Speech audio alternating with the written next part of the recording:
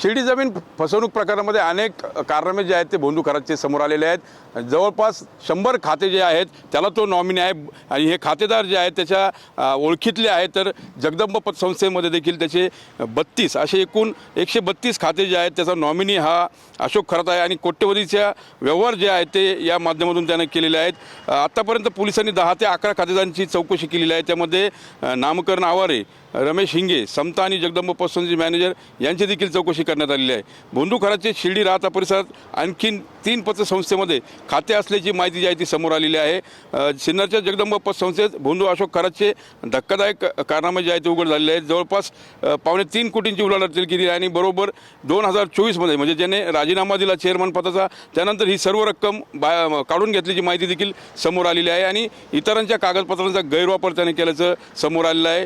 आता या जमीन फसवणूक प्रकरणामध्ये आणखीन कोण समोर येतं, त्याचे काय काय कारनामे आहेत, आता पोलीस त्या दिशेने तपास करतायत।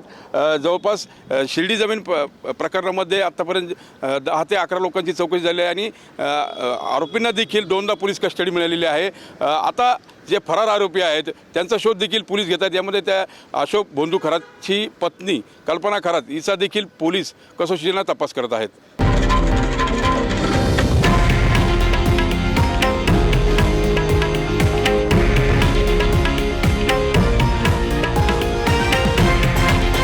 हे आहे देशातील नंबर 1 न्यूज नेटवर्क आणि आपण पाहत आहात TV9 मराठी, एकमेव।